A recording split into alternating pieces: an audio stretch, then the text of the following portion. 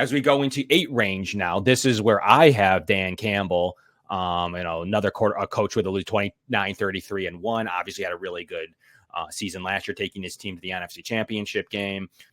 So he's definitely gotten the most out of his team, but it's been short-lived. So it's always seemed to be around a 500 coach or worse.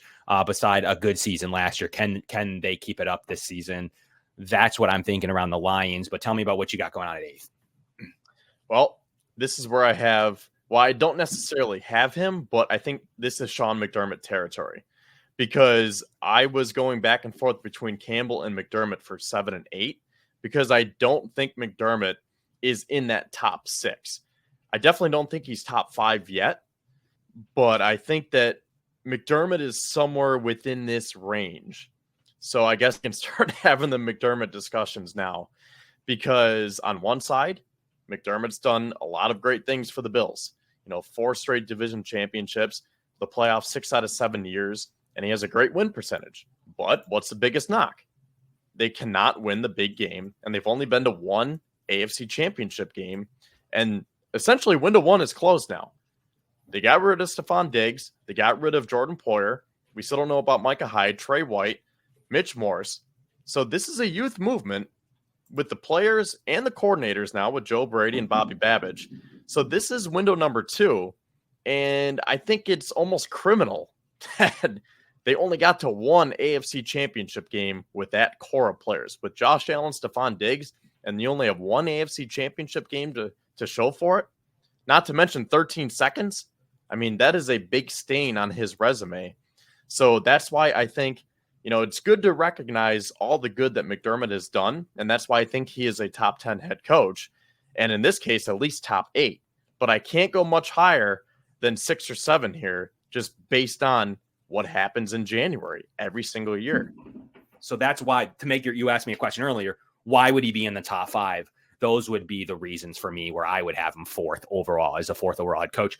Regular season matters. Regular season success matters. It's a dart and it's a playoff lottery ticket. And one of these years, you're going to cash it in, and even against Patrick Mahomes. So that's kind of where I feel it. We need those lottery tickets. We need those top 3 seeds, and one of them is going to cash in one of these years. And that's why I'm feeling pretty good. And this is a great point by Spin to kind of cap this off. Any head coach has gone without a franchise. I agree with that. I firmly agree with that notion that there's been some examples of some decent coaching jobs without franchise quarterbacks, but most of these guys are nothing without their franchise quarterback. They have to get credit for A, agreeing to draft this guy, B, helping develop him, C, putting him in position to win, D, always doing what's right by him defensively in the regular season when Josh is struggling, where Sean is holding his end of the bargain, missing 3 of his best defensive players.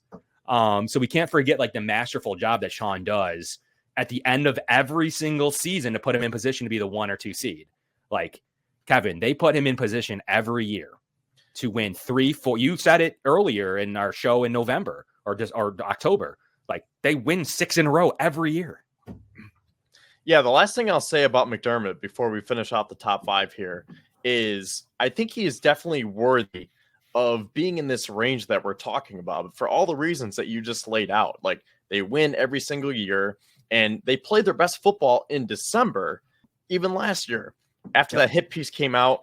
And then everyone thought oh man, he's done for. Well, what'd they do? They ripped off 5 straight wins, and they won the division week 18, like I predicted on the debut of our show here on Built in Buffalo. But, other things like putting his players in position to win, especially on defense, getting AJ Klein out of his RV, and he was the leading tackler against the Chiefs in the playoff game. He's undefeated. Played well against the Steelers. Yeah. And McDermott's still undefeated after the bye, right? Yes. Yep. So they never lose following the bye. He's very good at self-correcting, and they usually don't make the same mistakes twice. But, as much as we say, oh, he's good at self-correcting, and if the Chiefs beat him 1 year, well, okay, cool. You can beat them the next year in the regular season, but can you beat them in the playoffs? And that's where I think McDermott is getting held up by a lot of people, and myself included, for these rankings, because until he can win that big game and get the Bills over the hump and finally get past the Chiefs, then he can finally become a top 5 head coach. But until then, he's sitting on the outside looking in.